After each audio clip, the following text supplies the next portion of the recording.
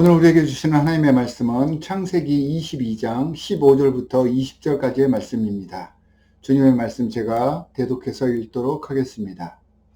여호와의 사자가 하늘에서부터 두 번째 아브라함을 불러 이르시되 여호와께서 이르시기를 내가 나를 가리켜 맹세하노니 내가 이같이 행하여 내 아들 내 독자도 아끼지 아니하였은즉 내가 내게 큰 복을 주고 내 씨가 크게 번성하여 하늘의 별과 같고 바닷가의 모래와 같게 하리니 내 씨가 그 대적의 성문을 차지하리라.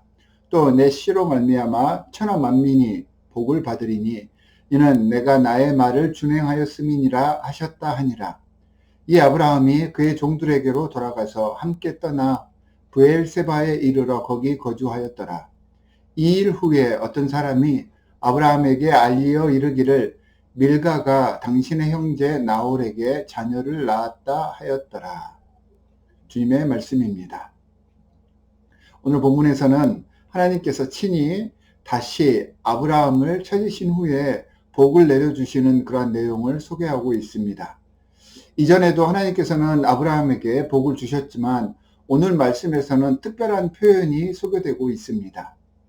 16절부터 18절에 보니까 내가 나를 가리켜 맹세하노니 내가 내 아들까지도 아끼지 않고 순종하였으니 복을 내리겠다라고 선언을 하셨던 것입니다. 그러니까 아브라함이 보여준 그 순종의 모습이 너무 좋으신 것입니다. 오죽하면 그전에는 표현하시지 않으셨던 맹세한다는 표현까지 하셨겠습니까? 그러면서 자손에 대한 축복을 선포하시는데 18절에 보니 아브라함의 자손으로 인해서 천하 만민이 복을 받게 된다라고 말씀을 하십니다. 그러니까 천하 만민이 그들의 하는 행위에 의해서가 아니라 아브라함의 자손 때문에 복을 받고 살게 된다, 이런 뜻입니다. 대단하지 않습니까? 큰 우산을 쓰면 우산이 펼쳐진 그곳엔 비에 침범을 받지 않듯이 내가 존재하는 것 그 자체로 나와 관계하는 모든 이들이 구원을 받고 하나님의 은혜의 대상이 된다는 그러한 이야기입니다.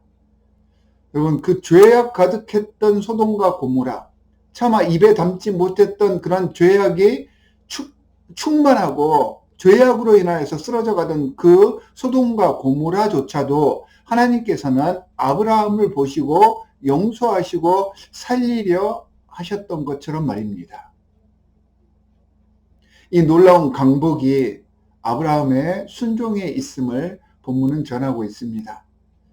그래서 이 말씀을 곰곰이 읽어보면서 순종의 의미가 무엇일지를 생각해 보았습니다.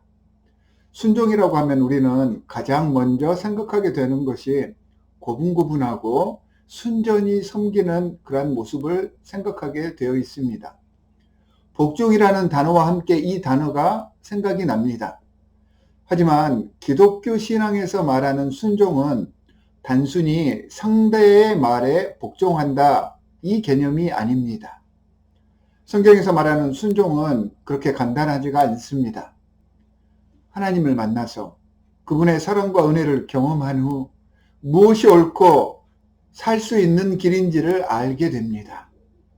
기독교 안에서의 순종이라는 개념은 이처럼 신의 속성을 이해하고 그 신의 속성이 내 삶 속에서 얼마나 엄청난 영향력을 끼치며 나를 변화시키는지에 대한 자기 고백인 것입니다. 그래서 순종은요, 결단입니다. 내 의지를 무조건적으로 내려놓고 굽신거린다는 의미가 아니라 심사숙고한 후에 방향을 정하고 모든 것을 다해 나의 온 힘을 다해 그 방향을 향해 나아간다. 이게 성경에서 말하는 순종의 의미이고 영적인 의미이기도 합니다. 아브라함이 얼마나 연약하고 믿음 없고 부족한 사람이었습니까? 그런 그가 하나님과 동행하며 하나님의 그 사랑과 은혜를 하나씩 둘씩 깨닫게 되니까 이제는 말도 되지 않는 상황에서도 하나님께 향한 신뢰를 드러내며 그분의 말씀을 따라 나아가게 되었던 것입니다. 자기 것 움켜쥐겠다고 아웅다웅했던 그런 모습이 점차 사라지고요. 이제는 세상에서 가장 소중한 보물 중의 보물인 아들 이삭까지도 이 하나님의 명령에 따라 하나님께 드릴 수 있는 신앙의 사람으로 성장했던 것입니다. 이 순종의 모습은 연약함이나 유약한 자기 포기가 아닙니다. 그 어떤 의욕과 두려움과 거짓에도 흔들리지 않고 꿋꿋이 나아갈 수 있는 담대함이고요. 이러한 결단의 결과물이 순종입니다. 순종을 이야기할 때 우리는 주로 아브라함의 순종을 언급하게 되지만 저는 좀 더 주목하고 싶은 것이 아들 이삭의 순종입니다. 그는 아버지와 하나님께 제사를 드리러 산으로 올라갈 때 번제물을 살 장작을 직접 쥐고 올라갔던 사람입니다. 번제 드릴 재물이 없음에도 그는 아버지를 따라 산에 올라갔습니다.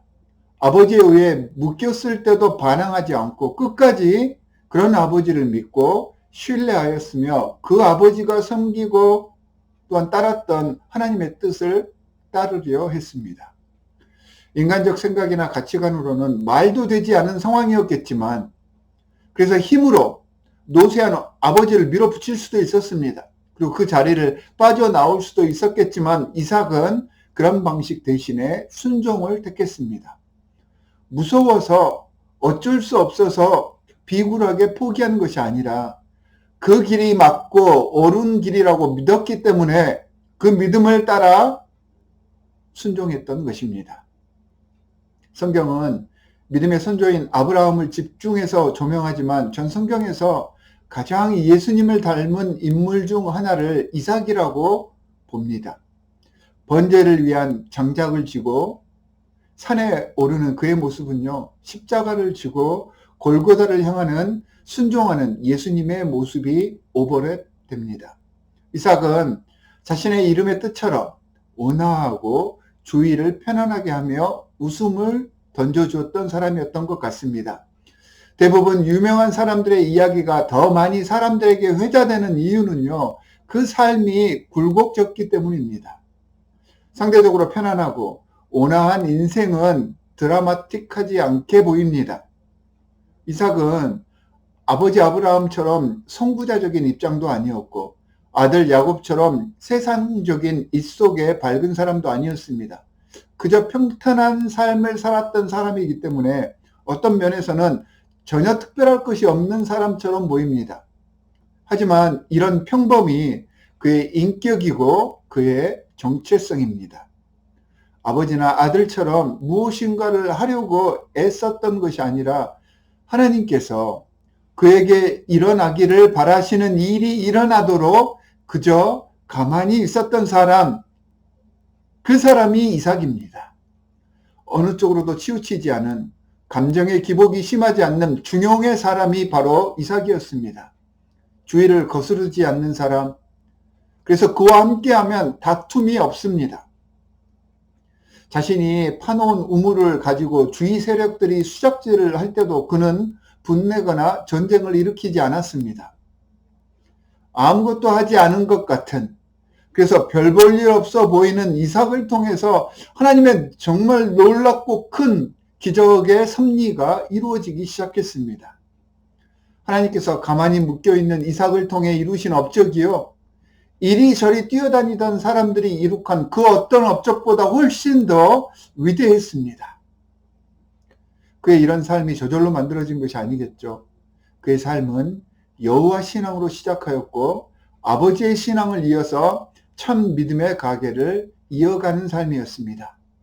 아버지의 하나님, 자신의 하나님이 어떤 분임을 누구보다 잘 알았고 매 순간 하나님의 은혜를 경험했기에 하나님의 말씀을 따르며 그분의 성품을 삶에서 실천하는 일은 순종하기 위한, 복종을 위한 순종이 아니고요, 너무나도 당연한 일일 뿐이었습니다.